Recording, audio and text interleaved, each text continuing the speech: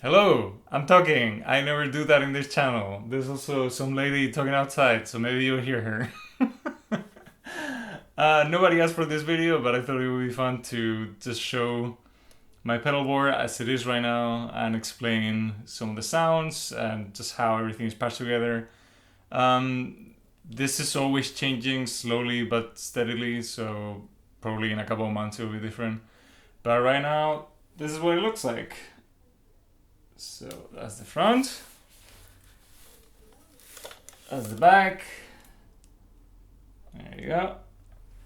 So I'm gonna switch the camera, then we're gonna look at the whole signal path, and I'm going to explain a little bit what each pedal does. And there's gonna be another section where I'm just gonna be playing guitar and then turning on and off each pedal. Alright, so this is the pedal board. The pedal board itself is a Pedaltrain Classic JR, I think. The guitar goes in here, which is the tuner. It's a Polytune Mini Noir. From there it goes into the Dwarfcraft devices, the Great Destroyer, which is kind of a distortion pedal. But it does also all of the chirping noises and white noise stuff. From there it goes into the Pigtronix Octava micro, which is an octave fuzz. From there we go into the Pigtronix Disnortion micro, which is a distortion pedal with a couple different options. From there we go into the 7-Up by TC Electronic. That's an octaver, so you have the dry, 1 octave up, 1 octave down, 2 octaves down. From there we go into the Mooer Ana Echo, which is an analog delay. That goes into the HX Stomp, which is being used all the time for the amp simulation. And then I also basically just use it for whatever effects I don't have on the board. So a low modulation, some more different delays that I don't have with the analog delay, stuff like that.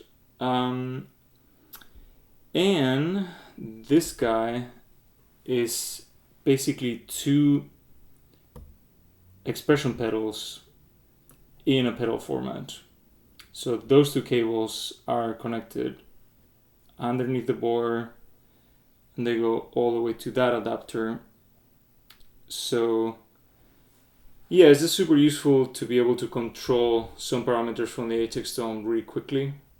You can just decide what they're gonna do. So yeah, I use that all the time. If I'm using an actual expression pedal, it's this guy, the Boss, whatever, I don't know. It's one of the big ones. It weighs a ton. Yeah, and because the Line6 stuff is kind of finicky, I split it there, and then that cable will go to one of the two that comes out of this adapter. So I'm always using the bottom one, and then I'm using either the top one or the actual expression pedal. Okay, and then from the send of the HX Stomp, we go into the Spring by Malekko, which is a spring reverb simulation. That's on the loop.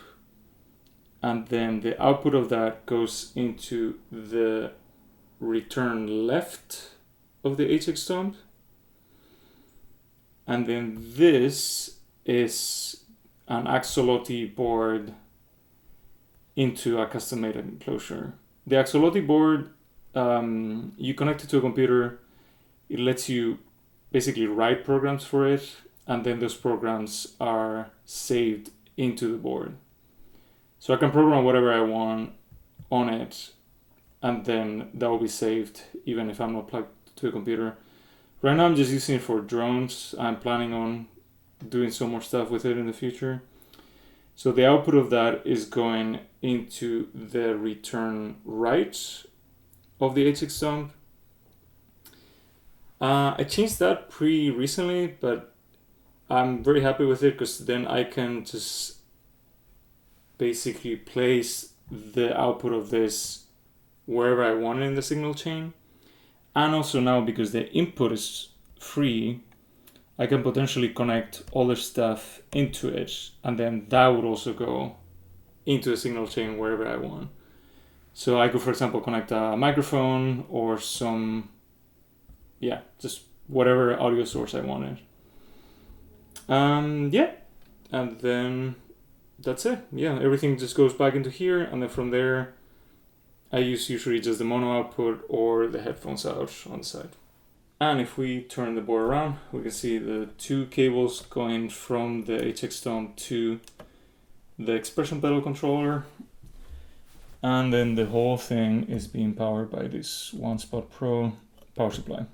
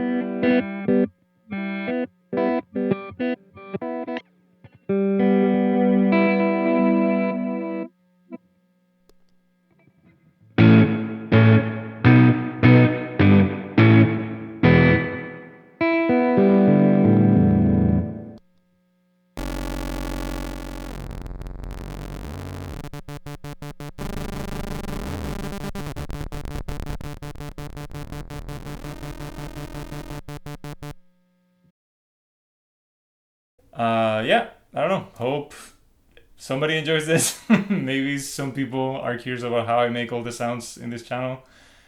Thanks for watching. Bye.